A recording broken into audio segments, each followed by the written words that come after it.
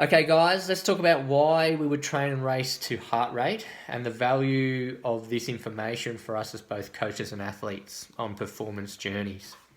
So first things first, we want to make sure we're using the chest straps and not the wrist-based technology. The new wrist-based technology, although it seems cool and simple, it's been proven to be unreliable and inconsistent, which is obviously no good to us. So why use heart rate? The biggest thing is that it's a direct measure of the physiological responses to exercise.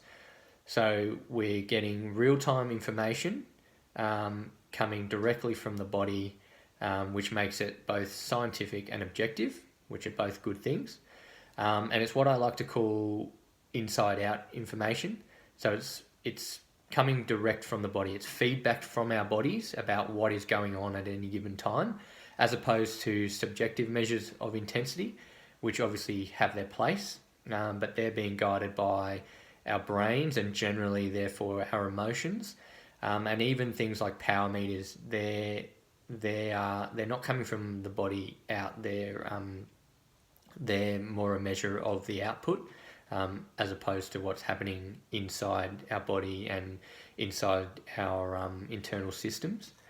So then when we talk about it in the context of training, firstly we need to look at what the goal of training is, and training's there to help us improve first and foremost, but it's also there to elicit specific individual responses from our bodies, which help us improve, but they also help us prepare for the specific demands of races and events.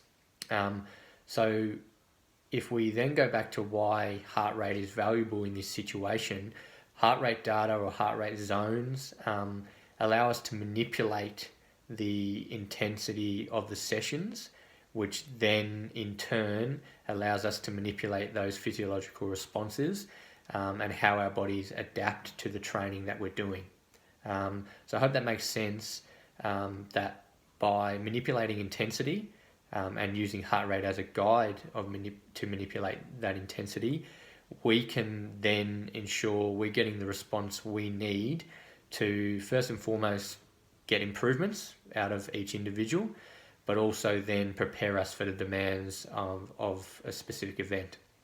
So on the subject of racing and events, this same data can be then used to help us guide our effort, and more commonly known as pacing, within the event itself.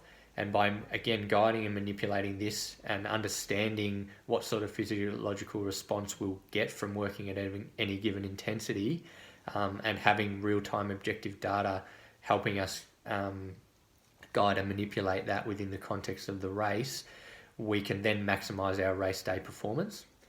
So if you put it like that, I think it's quite simple. So as always, if it doesn't make sense or you want to delve a little bit deeper or get into the nitty-gritty of the science, then by all means comment or ask questions, and potentially we could do a follow-up on this particular area. But some of the other values of heart rate itself and why it's so useful, both from a coaching point of view, but also for you guys as athletes, is the fact that it's very simple, it's very accessible, and it's very sound. So it's simple as in it's a real number or it's a real zone. It's accessible, relatively cheap and easy to get our hands on this sort of data, and also to use it consistently. And it's sound. The data, information and science behind this way of measuring intensity and how it can be manipulated in the context of coaching has been around for many years. It's been refined, and therefore we can be confident that when we are using it, we're using it to improve the chances of the training and racing we're doing being successful. So I hope that helps. Questions welcome. Till next time. Cheers.